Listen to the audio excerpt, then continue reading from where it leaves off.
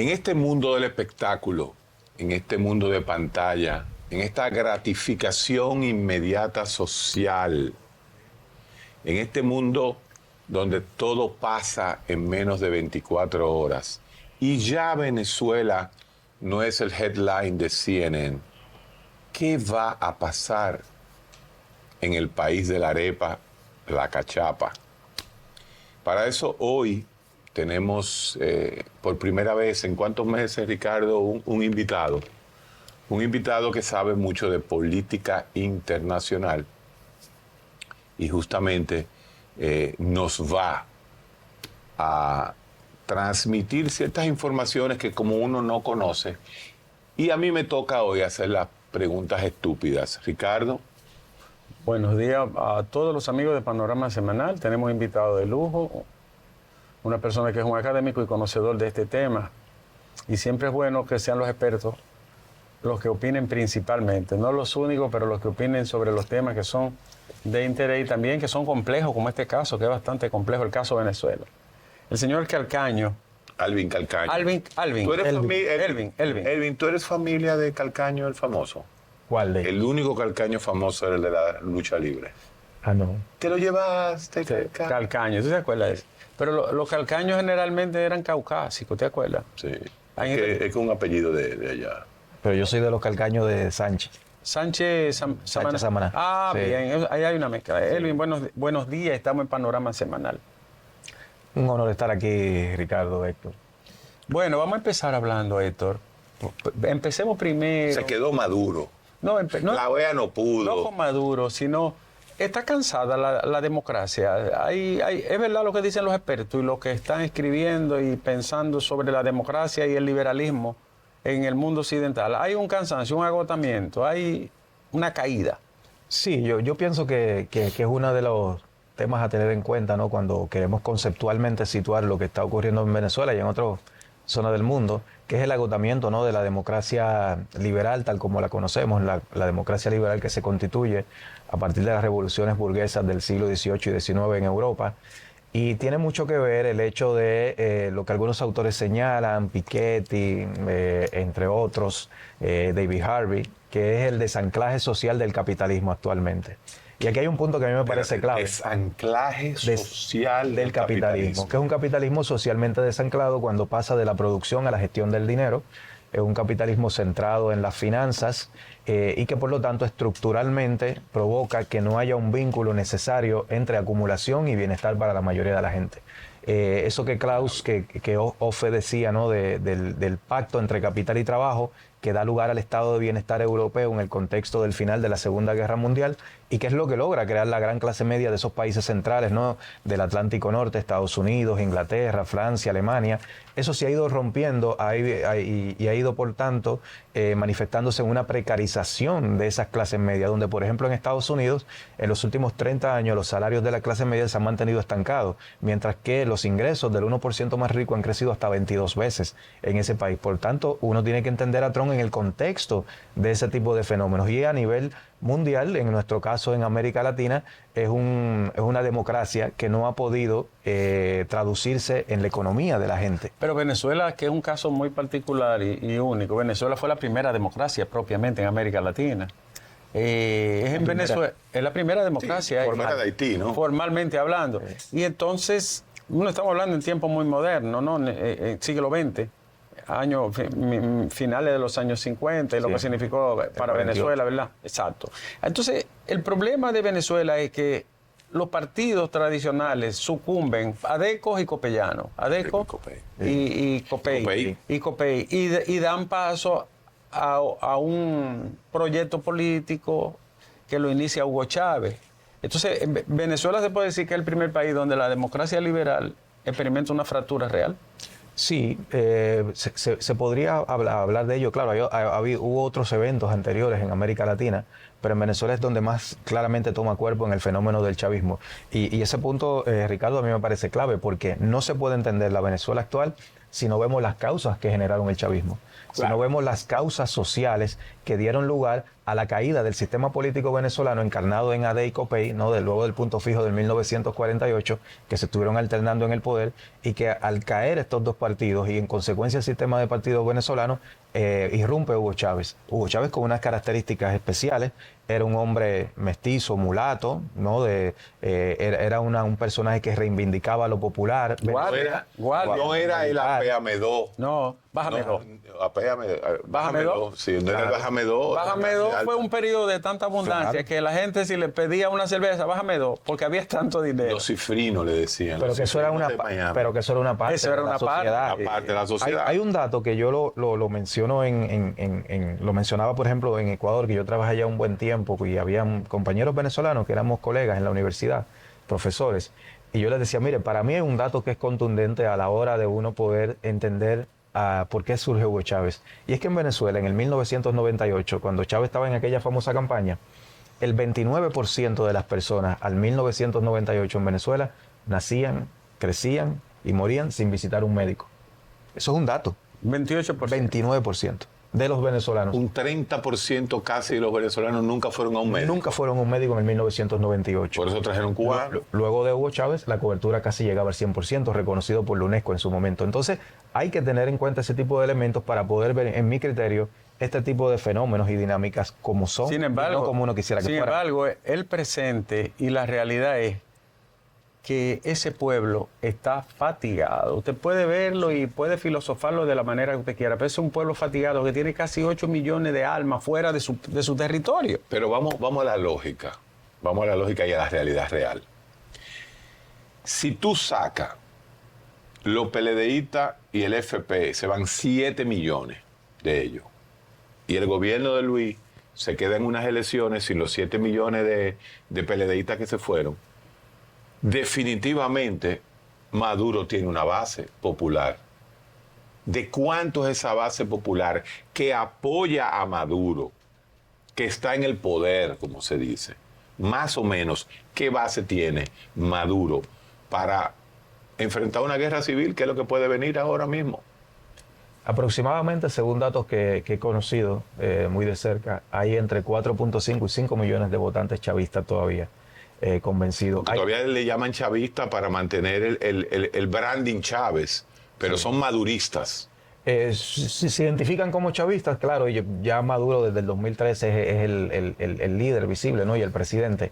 Pero sí hay una base social. El chavismo yo lo inscribo dentro de los sectores de esa izquierda que surge a partir de Chávez en el 98, que terminó fracasando. La experiencia venezolana es la historia de un fracaso, por todos los errores que cometieron, por los excesos, por haber permitido tanta corrupción en un momento dado, por el giro que dieron al autoritarismo, por un sinfín de cosas. Es la experiencia de un fracaso. Sin embargo, hay que tener en cuenta que tienen una base social, hay un sujeto político histórico chavista todavía inscrito en las clases populares venezolanas, en Petare, Antímano, en ese tipo de sectores, y que, por cierto, una de las cosas que ha creado condiciones para que estén en la posición de debilidad, porque, ojo, tienen una base de unos 4 o 5 millones de personas sobre una población de 30 millones o los 28 millones.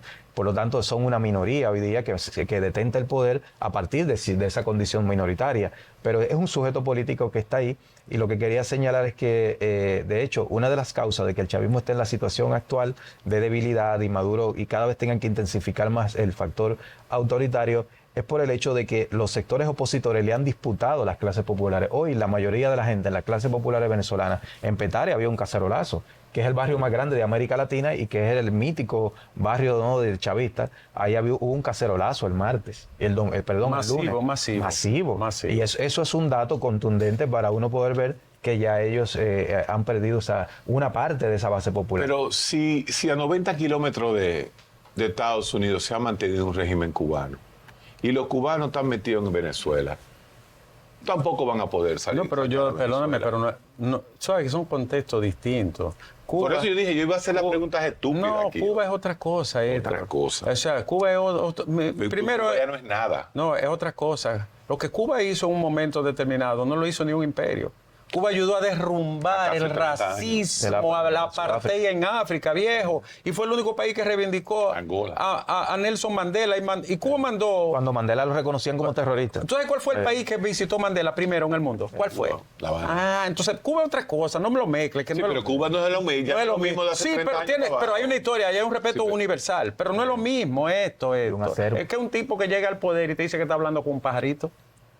No, por favor, no es lo mismo. Entonces, el presente, ¿qué va a pasar aquí? Yo lo que veo desde el punto de vista del objetivo de los elementos que hay sobre la mesa, que no se está discutiendo, me parece, con el enfoque debido el tema venezolano. Maduro hoy es más fuerte que en el 2019. ¿Es más fuerte que en el 19? Claro, nos guste o no, porque... La OEA no pudo con él hoy. Es más fuerte en el 2019 porque primero... las condiciones en las que está Estados Unidos hoy día, en medio de un proceso electoral, ellos tienen que cuidar mucho el tipo de recorrido y en lo que pueda desembocar la crisis venezolana, que entre otras cosas puede desembocar en otra crisis migratoria que genere una presión en Estados Unidos migratoria, efectivamente, que le dé músculo discursivo a Donald Trump. Y ellos tienen que cuidar mucho sus condiciones internas en la disputa que tienen los demócratas con Donald Trump. Por lo tanto, no van a querer que eso termine en una crisis migratoria. Tienen que cuidarse por ahí.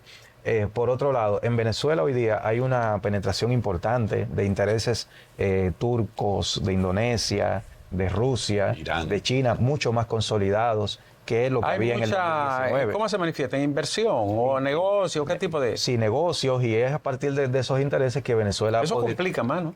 Claro, eso complejiza el escenario y le da un poder. Cuando uno analiza la correlación de fuerzas actual de Venezuela, es más favorable a Maduro que la del 2019. Por eso yo lo que creo que lo que la comunidad internacional sensata, basada en los hechos, no en cómo uno quisiera que fueran las cosas, lo que deben de impulsar es un diálogo en esa sociedad, porque a la fuerza yo lo veo muy difícil que puedan generar condiciones para una salida de Maduro. Pero yo he visto varias encuestas que se han hecho. El 80% de la gente dice que Maduro perdió las elecciones en el mundo entero. ¿Y son encuestas del mundo o de Venezuela? No quiero decir encuestas que se hacen. O sea, es la percepción que la gente tiene de Maduro. Sí, esa es la percepción. Sí, pero es una percepción postmoderna.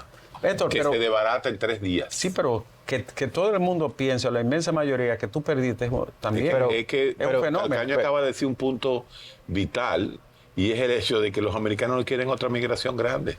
Esto es un lío. Y además, ni Colombia tampoco. Y el otro, mira, ese factor que señala Calcaño de inversiones, presencia de otros países, euroasiáticos, etcétera. Mira, a eso se suma que Venezuela tiene una frontera con Colombia y otra con Brasil, que es otro problema inmenso. La frontera con Brasil debe de tener más de 2.500. Pero es inhóspita casi, en la mayoría. Pero problemático, o sea, ahí se te arma un foco. No, claro. ¿Tú entiendes? Pero sobre todo la colombiana, que es muy caliente. Y la colombiana, que es muy caliente. Es decir, es un tema muy complejo. Pero ahora, que podían hacer un foco guerrillero y un foco pero ya desestabilizar. Están pasoleando en Nueva York. ¿Tú lo viste conmigo? Mira esto, desestabilizar ya no tiene... El tema guerrillero no cabe en la visión que nosotros tenemos hoy. Pero desestabilizar un país es más fácil ahora que en el pasado. ¿Tú consideras que el foquismo ya pasó de...? No es que pasó, es que el contexto es distinto. Tú tienes que ver cada contexto histórico en el momento que tocó. Entonces, una pregunta, Calcaño, sobre esto. Tú has estado en Venezuela varias veces. Yo fui una vez a Venezuela y la impresión que yo traje era quemante, ¿no? O sea, yo decía, concho, pero que no puede ser. Un país con tantos recursos, tan rico, todos los recursos del mundo, ¿cómo llegó hasta aquí? ¿Qué pasó ahí? Porque también el chavismo pudo haber explorado otras áreas, usar todos esos recursos para incluso industrializar, mejorar, hacer una plataforma. La agricultura desapareció casi. Tecnificar. En Venezuela el 98% de la dependencia económica era del petróleo. Nosotros le vendimos un país con Caraota. Entonces, ¿qué tú vislumbras?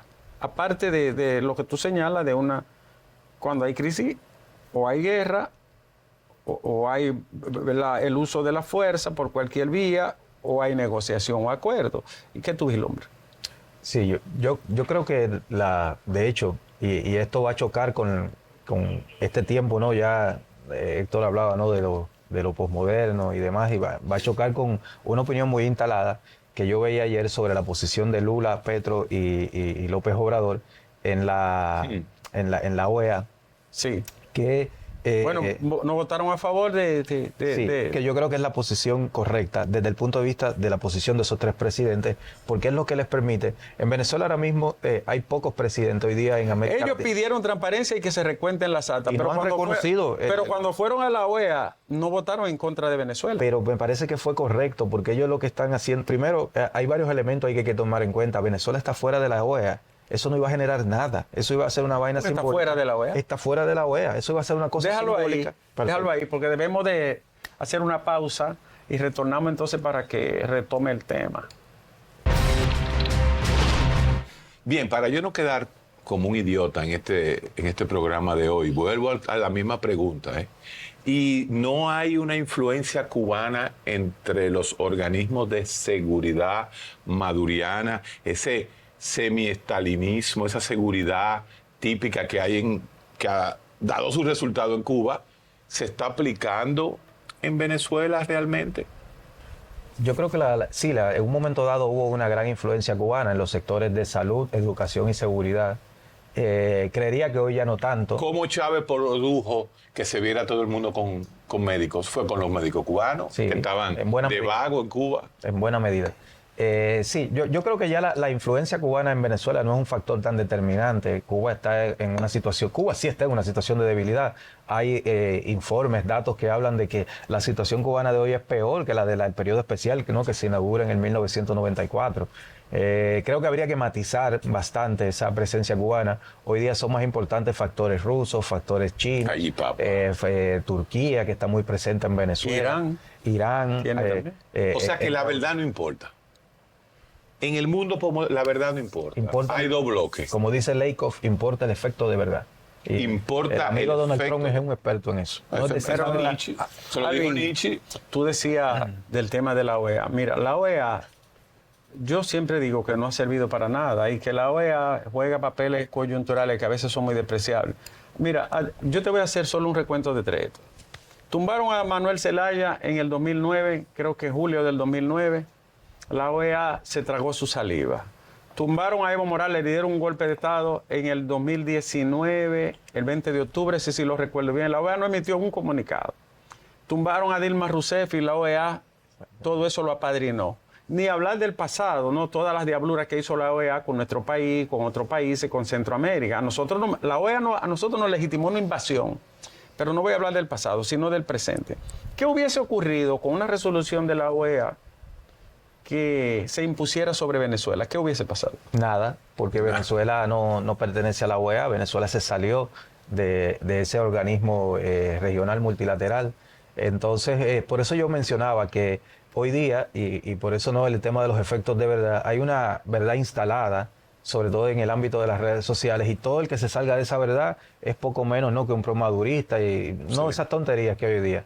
Pero la realidad es que esa movida que hicieron ayer los presidentes de Brasil, México y Colombia fue correcta, porque en primer lugar la OEA, Venezuela no pertenece a la OEA, eso no iba a tener ningún resultado. Segundo, yo creo que en un momento como el actual, para evitar una guerra civil en Venezuela y que se maten entre venezolanos, es clave que países del peso específico de Brasil, de México y de Colombia, que tiene la frontera más caliente que comparte con Venezuela, mantengan una postura de que desde la cual puedan todavía dialogar con Maduro. Y fue clave ese posicionamiento en ese sentido para mantener esos canales de conversación, porque al mismo tiempo, fíjense, son tres países que no han reconocido el llamado triunfo, ¿no?, que se le adjudicó a Maduro el domingo. Abiertamente le han pedido que hay que ver las actas. De hecho, Lula, antes de la elección, porque ahora todo se olvida, porque ahora todo es según lo que es viral hoy, y se olvida lo que pasó ayer. Recordemos, señores, que la semana pasada Lula hizo una declaración contundente donde le dijo a Maduro, usted tiene que aprender a perder elecciones. Sí, eso lo dijo Lula. Lo dijo, yo perdí, me fui. Claro, entonces ahora, ¿cómo es que ahora quieren construir un relato de que no, que Milei, ¿no?, este desquiciado que desgobierna en Argentina, ahora quieren plantear que bueno, que Lula es un chavista, pero Lula lo que está haciendo es una posición coherente. No, ya ha pedido las actas. Claro. Pero tú le dices desquiciado a Milei, pero Milei versión derecha fue el Chávez versión izquierda en Venezuela. No, la diferencia es que Maduro hablaba con un pajarito y Milei habla con un perro. Con Conan. Y el perro no está vivo. El problema de Milei es que el perro está muerto. O sea, Conan. El perro está muerto, o sea, y habla con el perro muerto. Sí, Milei y Chávez son dos fenómenos populistas que surgen como consecuencia de una crisis De la política en misma sus vaina. países. Milei un populismo de extrema derecha y Chávez de izquierda radical. Una pregunta sobre ese mismo punto. ¿Y Bukele? La posición, tocaremos lo de Bukele ahora, la posición de México, la de Brasil y la de Colombia. Si hubiese estado gobernando a la derecha o el liberalismo, Hubiera sido fuera diferente. otro contexto, hubiese pasado otra cosa. Hubiesen hecho lo que decía Einstein, ¿no? ¿Cómo era que decía Einstein? En referencia a hacer lo mismo muchas veces queriendo resultados diferentes. Sí. Porque fíjense que en el 2019, ustedes se recordarán cuando Guaidó, ¿verdad? Lo declaran presidente interino, que a mí me pareció eso siempre una cosa bastante rara, por decirlo menos. En aquel momento, la línea que se aplicó sobre Venezuela fue la de la máxima presión. Recordarán que en el 2019 no quedaba prácticamente ningún gobierno progresista en América Latina que pudiera tener algún tipo de afinidad ideológica con Venezuela, porque eso es otra cosa importante que hay que hacer. Lula, afinidades ideológicas con Maduro tendrá pocas. Lula es un hombre de centro izquierda, pragmático. Petro es mucho más progresista que Maduro. Maduro es un conservador, que eso es otro tema de debatir, ¿no? Petro fue hasta guerrillero, ¿no? Petro es un hombre que viene de... Y es un progresista, es un tipo que cree en la paridad, que cree en los derechos de las diversidades sexuales, mientras Maduro es un ultraconservador en esos temas. Sin embargo, le exigió que publique las actas también. Claro, también. Petro, desde Colombia, pidió que publique las actas por el Consejo Nacional Electoral para verificar. Boris ha tenido roce con Maduro desde el inicio. Sí, antes de juramentarse, Desde antes. ya él le había dicho que era una dictadura y había... Boris ha hecho críticas muy duras. Sí. Y incluso a Boris no lo ven hoy como un representante de la izquierda. Así, a Boris lo ven en otro plano. Sí. Y sus críticas fueron muy severas en ese sentido. Entonces, en este contexto, ¿no?, de América Latina, una cosa que yo he visto es que la oposición no tiene como una cohesión fuerte o un liderazgo sólido como para tomar planes y medidas. Tú no puedes mandar a la gente a la calle nada más, tú tienes que tener siempre algo más, ¿no? Sí. Entonces, ¿Puedo opinar algo? No, decía eso de la oposición. Fíjate que pasamos por un proceso. Capriles, Leopoldo López, Guaidó, que fue un embeleco, ¿no? Y ahora una oposición que, claro, a ella le hicieron una jugada para que no fuera candidata, hay que decirlo. Sí. Y eso es real. A ella la apearon, siendo la más popular y la que tenía en ese momento el Sí, si hubiese sido punch. candidata, ganaba por mucho. Exacto. Entonces, todo esto, como que lo que crea una mezcolanza tremenda, Héctor. Sí. La posición venezolana siempre ha tenido el problema. A mí me parece que es que nunca han reconocido, y yo creo que ellos parten de una posición equivocada de partida, que es no reconocer el arraigo popular que tiene el chavismo. Entonces, cuando ellos hacen un planteamiento de que solamente se trata de una dictadura que esté en el poder a la fuerza y no se ve objetivamente los elementos también que todavía tienen de arraigo popular, el sujeto político histórico del chavismo, incluso a mí me parece que eso le dificulta de ellos poder comunicarse con esos sectores y atraerlos más a sus posiciones, porque es una oposición, y eso hay que tenerlo en cuenta, en un análisis desde la perspectiva de clases sociales, es muy de la clase media alta esa posición venezolana todavía. Tiene pocos factores populares que puedan conectar de una manera más orgánica con ese pueblo popular que en un momento dado tuvo mayoritariamente el Pero chavismo. los que están protestando son los pobres. Ahora son los pobres. En la calle. Sí, buena parte de ellos. Buena sí. parte de los pobres. Sí. Y jóvenes. Una población joven, la mayoría, ¿no? Por eso, pues es probable que muchos de esos protestantes no tengan una conducción política detrás. Es que ahí que yo voy. Es que hay 2 millones de hombres venezolanos dispuestos a tirarse a la calle que lo que están es delinquiendo en toda Latinoamérica. Esa es la realidad real, señores. Son 7 millones que hay fuera. Bueno, pero están también los colectivos. ¿Qué son los colectivos? Los colectivos están constitucionalizados en Venezuela, que eso es una cosa por lo menos controversial, que fue un planteamiento que hizo Chávez de establecer una unión cívico-militar en Venezuela. Hay un discurso de Chávez que a mí me gusta analizar, ¿no?, las cosas de la perspectiva, ¿no?, del tiempo. Chávez dijo en el 2000, como en el 2011 por ahí, en un famoso discurso, en aquellas diatribas que él tenía con los presidentes de turno de Estados Unidos, él dijo, cuando se empiezan a crear estas estructuras cívico-militares, él dijo las siguientes palabras, textual: lo que estamos creando a partir de hoy es para que la derecha y el imperialismo no vuelvan a gobernar ni por las buenas ni por las malas en Venezuela. Eso lo dijo Chávez en el 2011, y cuando estaban creando esas estructuras cívico-militares. Entonces son una medida que se toma en Venezuela dentro de una concepción de que el pueblo tenga la capacidad en el momento requerido de defender con las Está armas. bien. Es un discurso y está en la ley, pero te voy a decir esto. Maduro aceptó un proceso electoral. Sí. Aceptó ir a unas elecciones y someterse al escrutinio de la gente. Y lo que se está cuestionando hoy es que no ha habido una legitimidad Una elección transparente. que no la había. Entonces, en este contexto, si tú te sometes a las reglas de la democracia, tú tienes también que responder como demócrata. Sí, y ese es el problema, que ahí, por ejemplo, hay una diferencia con Cuba. En Cuba nunca han asumido la democracia formal liberal. Ellos tienen su proceso según su propia concepción, y en Venezuela se ha seguido asumiendo esa democracia liberal formal dentro de un sistema autoritario, y eso es una de las cosas que lo lleva hasta hoy, porque ellos han tenido que someterse a la validación electoral. ¿Y qué pasa? Que en el 2018, en la última elección, Maduro fue a competir sin la oposición Claro. y solamente votó el 38% de la gente. Ahora votó 60, 50 y pico, casi 60, y con una oposición por lo menos unida formalmente, y por eso esa situación de una elección donde si la hacían transparente, obviamente las iban Pero a perder. algo de importante, manera es abultada. decir, si hubo un 60%, hubo un 40% de abstención, pero ahí están incluidos los 8 millones, 7 millones que están Claro, fuera. claro. O sea que la abstención no fue tan grande. La Todo el abstención mundo- dentro no fue tan Todo grande. el mundo salió a votar. Es lógico lo que tú dices. definitivamente. Vamos a decir, un escenario hipotético. Estaban desesperados, fueron a votar. Escenario hipotético. Si la oposición asumiera el poder, ¿qué pasaría esos factos ahí? Ahí mi madre, un caos. Yo creo que va a haber un problema con los militares. A diferencia de, por ejemplo, fíjense, Por eso tiene que ser negociado. por eso tiene que ser Sí, pero negociado. el militar postmoderno lo único que hace es coge... Es que yo no sé si son postmodernos. Sí, mira, ellos cogen un celular y dicen, me estoy quitando el uniforme y ya, se acabó la historia militar de ese ser humano. Eso dice Baudrillard. Después de esta pausa, todo esto que se ha dicho, toda esta ciencia de Elvin Calcaño, y importa menos que el chisme Leonel Fernández Bueno, y su rol a Leonel le han dado. en Venezuela. A Leonel Después de esta pausa, vamos a lo único importante ¿Con qué le de dieron panorama al maestro líder y guía? semanal hoy. Yo quisiera saber qué fue lo que pasó ahí. Al maestro líder y guía le han tirado desde los molinos.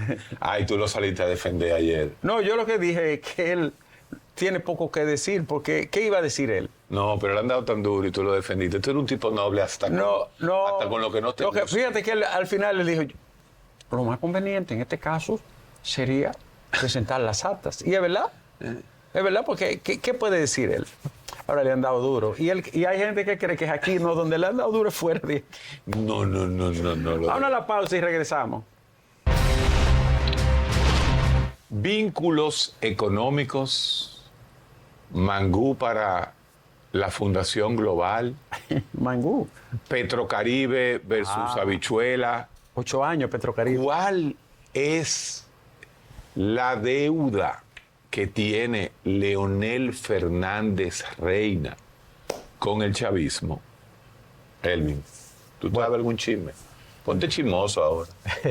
Bueno, eso habría que verlo, confirmarlo. Sí hay unos vínculos históricos, en su momento tal vez también algunos roces ideológicos, podía ser sobre todo con Chávez. Pero el asunto es que a mí me parece en general que tampoco hay que condenar, ¿no?, la posición del expresidente, porque no era mucho lo que podía hacer, como un poco decíamos fuera de cámara también.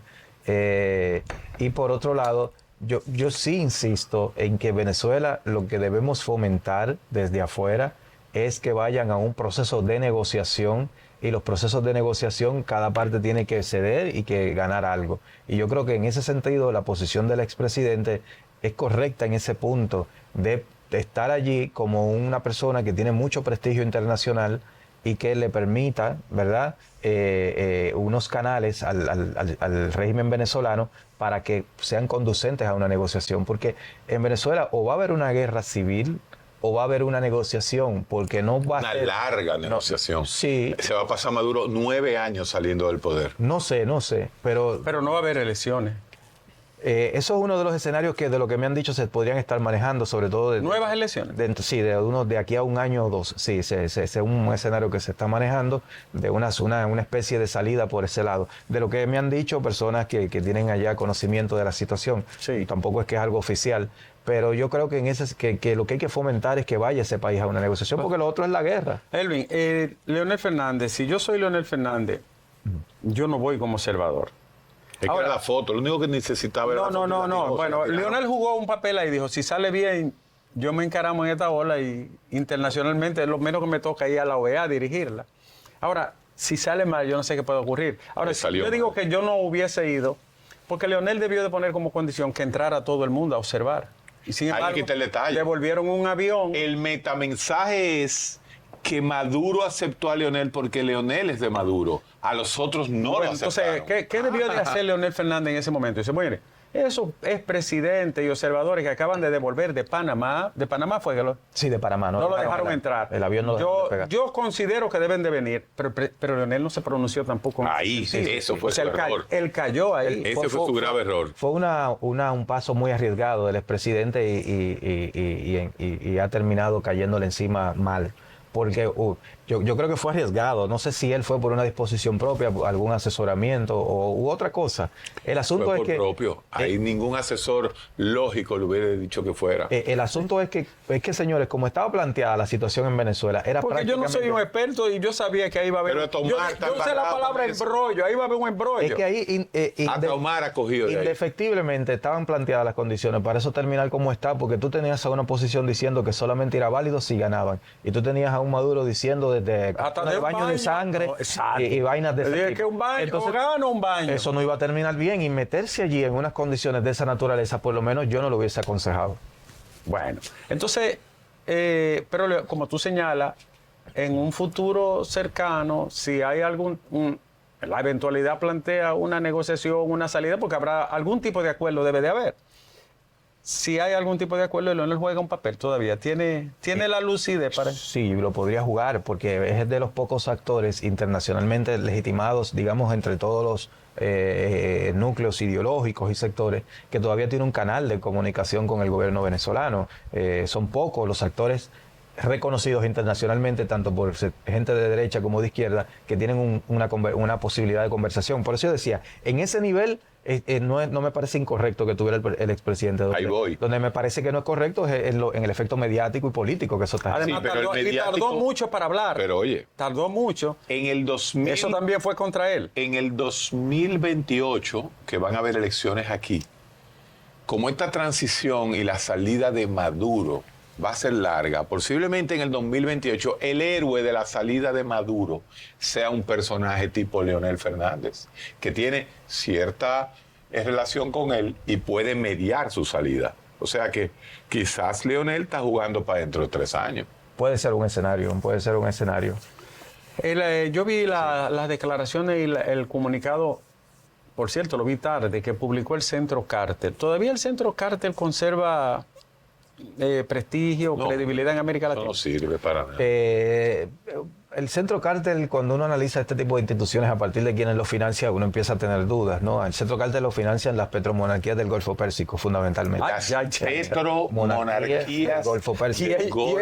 Y ellos tienen una filosofía democrática. De donde no ha habido elecciones ni nunca. Entonces, tiene un problema por ahí. Pero sí es verdad que tiene una historia el Centro Cártel. Bueno, el Cártel tiene una historia con nosotros, ¿no? Claro. Si no es por Jimmy Carter, Balaguer se queda en el 78. Claro. Eso los jovencitos no lo saben lo de ahora, pero Balaguer se quería quedar con un fraude en el 78. Claro. Y Jimmy Carter y Carlos Andrés Pérez, Venezuela. Con nosotros dijeron, no señor, ganó la oposición en esa ocasión, ¿no? Se vamos a regalar unos cuantos senadores. Y ahí bueno, ahí vino el fallo histórico. Pero entonces las petromonarquías son las que financian a un órgano que promueve la democracia. Vaya contradicción. Entonces, claro, eso es un problema. Pero sí, tiene una cierta historia. El centro, no cierta, tiene una historia. Ha observado más de 100 elecciones en el mundo, en países democráticos y demás. Entonces, por ese lado, tiene cierta legitimidad también el Centro Cártel. Bueno, Héctor, hay otro factor, es que los demás observadores no se escuchan ni se ven. Nadie más se ha pronunciado. Nadie. ¿Por qué, Elvin? ¿Qué pasó ahí? ¿Cuáles son los otros observadores? Yo creo que ese es el punto de Elvin, de que definitivamente Maduro está mejor puesto ahora que en el 2019. Pero ¿cuáles son los otros observadores que asistieron? Porque solo no fue Leonel y Samper y Rodríguez Zapatero. Fueron observadores muy comprometidos desde un punto de vista ideológico con el chavismo, partidos comunistas, partidos socialistas, de izquierda radical. ¿Y quién fue por la oposición? Por la oposición no dejaron entrar poca gente, pero es que, pues, y eso tiene que ver, ¿no?, con la complejidad venezolana, y es que la mayoría de los partidos de oposición en Venezuela han sido ilegalizados en los últimos años, y por tanto, desde el punto de vista de legal, ellos no estaban en capacidad de traer observadores porque no tienen reconocimiento, que es el argumento que se está usando hoy día, que por ejemplo los expresidentes que no pudieron ir, sobre todo no los expresidentes de América Latina, que creo que tienen un matiz que los hace diferentes, pero por ejemplo el Partido Popular de España trató de llegar con una delegación y fue denegada porque ellos no podían ir como invitados de una oposición cuyos partidos no tienen reconocimiento. Pero al fin y al cabo sabemos por qué no tienen reconocimiento. No, claro, eso no es legítimo. Claro. Además, si tú vas a unas elecciones con parámetros democráticos, que te observen es una garantía para ti, que te miren y que te digan sí, se hizo de manera regular y de acuerdo a la ley, que es una de las flaquezas que tiene el proceso, hay que decirlo, porque si tú aceptaste las reglas democráticas no puede ser hasta donde tú quieras. Sí, es una de las debilidades que ellos tienen. ¿Dividió Maduro la izquierda latinoamericana? No, no creo. Lo que pasa es que en América Latina hay dos corrientes de izquierda, como se está dando hoy en el mundo luego de la caída del muro de Berlín, que es una izquierda de orientación progresista, orientada a los derechos de las diversidades, a la inclusión de los sectores históricamente excluidos, valga la redundancia, y una izquierda más de tipo revolucionario radical, que está más centrada en profundización de cambios económicos, de cambio de la matriz capitalista, etcétera. Por ejemplo, un Boric es más una izquierda progresista que un AMLO en México, que tiene una mirada más hacia lo económico, hacia las transformaciones. De hecho, AMLO no se pronuncia sobre los derechos sexuales ni nada de eso, no lo toca, ¿no? Es un conservador, AMLO, en ese sentido. Es más nacionalista incluso que de izquierda, Andrés. O sea, son matices. Son matices. En el caso de Luis Arce, fíjate que está dividido el MAS con Evo Morales en Bolivia, sin embargo, Luis Arce apoyó a Maduro. Pese a que tiene diferencia. Evo lo hubiese hecho sin miramiento, pero Luis Arce, que es presidente de Bolivia hoy, apoyó a Maduro. Y por lo tanto se distancia de Boris y de otros, ¿no? Sí. Como Petro o el mismo Lula. Sí, se distanció porque fue un reconocimiento directo, sin matices. Pero ya es la izquierda, por eso yo decía un momento en el 2021, cuando ganó Boris, que yo vi muchos amigos de América Latina muy entusiasmados de que vuelve a la izquierda, la mayoría del gobierno de izquierda en América Latina. Yo decía, ojo, que esto no es lo mismo que en el 1998 y 2010, claro, cuando estaban Correa y toda esa gente. Aquí hay muchos matices dentro de esa izquierda. No es lo mismo Boric que Petro, no es lo mismo Petro que AMLO, tienen sus matices. Además que hoy está muy determinada la política por la realidad concreta de en cada una de esas sociedades. ¿Y qué le convendría en este momento, ¿no?, al problema venezolano? ¿Que gane Donald Trump o que gane los demócratas con Kamala Harris? Si gana Trump, fíjense, de hecho, ¿qué le convendría y qué le perjudicaría? Sí. Porque los gringos no juegan a la democracia de santo, ¿no? Pero ellos juegan. Es importante, Trump lo que no quiere es más gente para allá. Entonces, sí, ¿cómo entra menos gente a Venezuela en este momento? ¿Tumbando a Maduro? Fíjense, en esa línea de la pregunta de Ricardo, yo creo que a Trump hay que verlo con cuidado. ¿Por qué? Porque Trump, si gana, va a ir a su segundo y último mandato. Y en la historia, los presidentes americanos en su segundo mandato, tanto republicanos como demócratas, suelen ser disruptivos. Sí, invasivos. Obama fue a Cuba en su segundo mandato, una cosa que era impensable. Sí. Yo no descartaría un Trump que negocie con Maduro desde la perspectiva de garantizar que los sectores petroleros de Texas vuelvan a comprar petróleo pesado venezolano, que es para el cual están preparadas las centrales de Texas y Nueva Orleans, y le permita hacer negocio. Y el otro elemento... Yo no descartaría. Mira, fíjate que la política está tan desideologizada. Todo es economía. Putin es el sustento geopolítico de Venezuela y de Maduro. Entonces Putin tiene conexión con Trump. Sí. Y Putin es aliado de la ultraderecha europea. Y entonces aliado de Orbán y de toda esa gente. Fíjate que me ocurre. Y Putin también es aliado de China. Entonces que China técnicamente está más aliado a la ultraderecha europea. Esto es un lío. Yo vi a gente de las Naciones Unidas hablando. Pero no, las Naciones Unidas no habla de casi 40.000 palestinos muertos, incluyendo 20.000 niños. En la Franja de Gaza, cada día 10 niños salen sin un pedazo de su cuerpo, mutilados. Y la OEA no dice esta boca mía.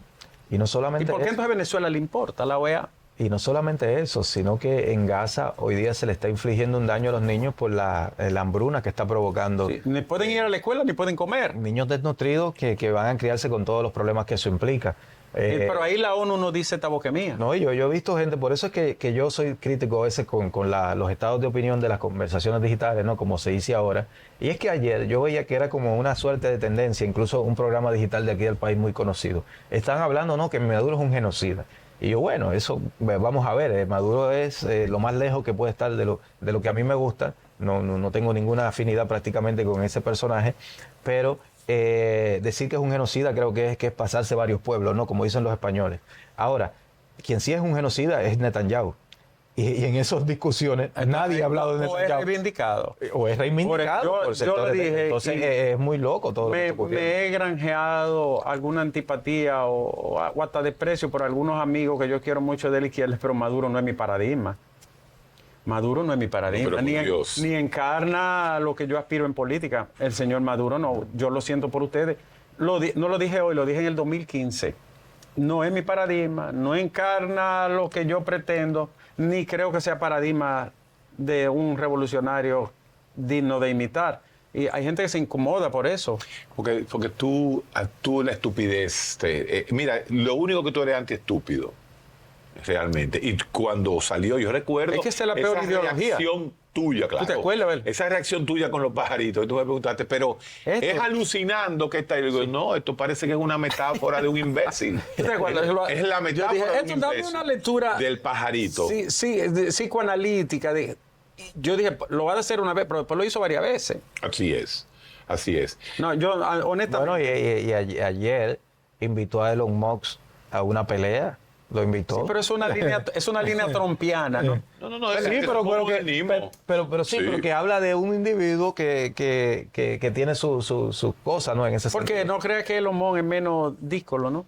Elon Musk es una cosa de lo que decía José Luis Villacaña, un gran filósofo español actual, que fue mi profesor allá en Madrid. Él decía que la sociedad actual premia a la gente que tiene dinero. Elon Musk es un tipo que tiene dinero, inteligente para una cosa. ¿Y cuándo ha pasado, ha pasado eso? Que la sociedad premia cuando... No, pero que hubo momentos en que era Elon Musk es la representación de la neurodivergencia, ese nuevo cerebro donde la empatía no es lo más importante. Hubo momentos que realmente no ha habido varios momentos que la humanidad ha premiado el talento, la lucidez, el arte, la innovación, así como premió el oscurantismo en un momento, pero ha habido momentos que la humanidad premió, ¿verdad? Pero que el consenso actual es premiar al héroe individual. Sí, claro. Elon Musk encarna eso. Lo que decía este pensador español es una sociedad donde un individuo que es muy inteligente para unas cosas, evidentemente, pero que es tontísimo para otras. Esa es la neurodivergencia. Cuando uno escucha a Elon Musk hablando, por ejemplo, es infantil, es un niño. ¿Ustedes han visto las críticas que le hace a Kamala Harris ahora? Es un niño, es un neurodivergente. Pero que son señores, apoyó esa palabra. Apoyó lo que dijo J.D. Vance, el candidato. Un tipo que dijo que una mujer que no tiene hijo biológico no puede votar. Y que no podía votar. Que no podía votar porque no tenía hijo biológico. Y él apoyó eso. Bueno, un tipo que tú le supones, ¿verdad?, tanta genialidad en su campo. Es el revisionismo de una izquierda radical, esa nueva versión, ese nuevo derecha. Como decíamos, es que Milei es la versión Chávez derecha. Y Bukele, ¿dónde se queda Bukele? ¿Dónde dejamos a Bukele? Bukele es un populista reaccionario, yo lo defino como tal. Sí. Populista reaccionario. Sí. ¿Cuánto va a aguantar solventando esa cárcel con 100.000 hombres? Bueno, yo estaba viendo que esto la gente no lo lee ni le gusta que se diga. La pobreza aumentó en El Salvador. En El Salvador. Sí. ¿Sabes cuánto aumentó, verdad? 59.000 familias se hicieron más pobres. Y la migración ha aumentado. Y también ahí, o sea, pero como Bukele, el tema de Bukele es la seguridad. La seguridad. Que lo ha resuelto momentáneamente. Exacto, y lo está resolviendo momentáneamente. Y ahora viene para la economía, eso es lo que dicen, ahora va a resolver la economía. El hecho es que la economía ha sido problemática ya. si tú dices que 59,000 familias te metieron en la pobreza, Lo que pasa es que no también... estás respondiendo Y que también, sistema. y que también Bukele plantea algo que conecta mucho hoy día con la sociedad despolitizada actual, que no valora la democracia, que Bukele plantea cancelar la democracia para generar resultados. Y eso le encanta a la gente hoy día. Manuel, Le porque, encanta. porque estamos viviendo un tiempo post-político. Sí, así mismo eso es. Llegamos al final. Atención, Cándido Mercedes.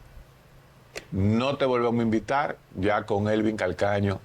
No te necesitamos. No, y además, ¿Eh? Elvin es un hombre que está en la cúspide del siglo XXI. Claro. ¿Y dónde está Cándido? ¿Eh? Allá mismo. En el trivium, en el cuatrivium. En el trivio y el cuatrivio. Cándido, y gracias por la recomendación del maestro Cándido Mercedes. Sí. No, me dio una lista ahí de intelectuales y yo dije, sí, "Diablo". pero Elvin es brillante. Sí, no. Tú tienes muchos roces en las redes, ¿verdad? En Twitter. Tú respondes, A veces sí. comete el error de responder. Pero tú sabes dónde va conmigo. Al recetario. No te pierdas. Sí, sí. También. Sí. Tú vas a los ¿Algún ratatá. problema? Tú vas a los ¿Algún problema? ratatá. A que te doy con También. esa cosa. Señores, nos vemos el domingo, Dios mediante.